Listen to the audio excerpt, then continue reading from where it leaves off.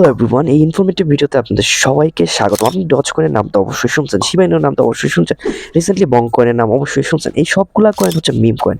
আর এই কয়েনগুলো এত বেশি পাম্প করে, এত বেশি বেনিফিট দেয়, ওইটা জানলে আপনার মাথা নষ্ট হয়ে যাবে।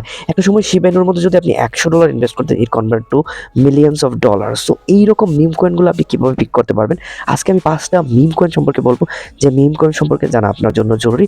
আপনি এই মিম কয়েনগুলোর মধ্যে ইনভেস্ট করলে অলমোস্ট 50 গুণ পর্যন্ত বেনিফিট করতে পারবেন।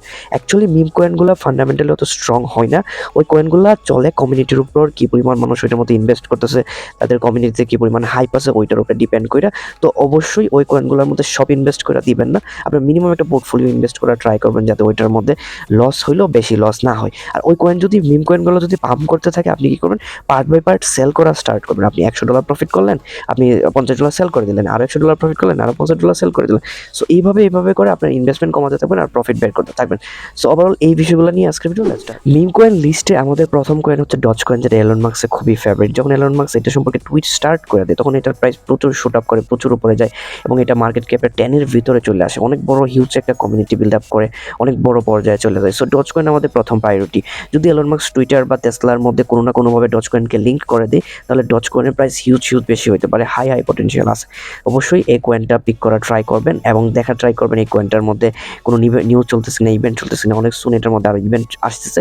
সো ওই কারণে আপনারা দেখে শুনে এই কয়েনটা বাই করা ট্রাই করবেন।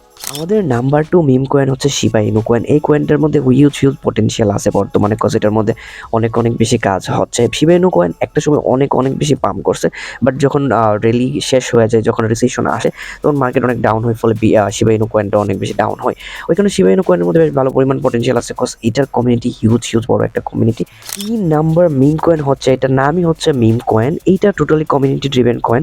এই কয়েনটা টুইটারের মধ্যে অলমোস্ট 90 মিলিয়ন ফলোয়ার আছে, আর ইনস্টাগ্রামের মধ্যে এটার অলমোস্ট 8 মিলিয়নের মতো ফলোয়ার আছে। মিম কয়েনটা টোটালি ডিপেন্ড করে তাদের কমিউনিটির উপর। যেহেতু কমিউনিটি অনেক স্ট্রং, তারা যদি বাই সেল করে হাইপ ক্রিয়েট করে, তাহলে কয়েনের প্রাইস হিউজ একটা পর্যায়ে যাইতে পারে। এত বড় কমিউনিটি টুইটারে, ইনস্টাগ্রামে, তো তাদের কমিউনিটি খুবই স্ট্রং।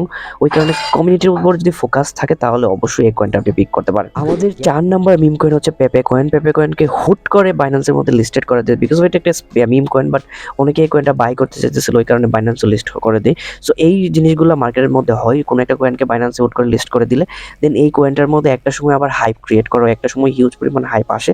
সো এই কয়েনটা হয়তো একটা সময় হাইপ ক্রিয়েট হইতে পারে, ওই কারণে আমাদের লিস্টের মধ্যে এই কয়েনটাও আসে।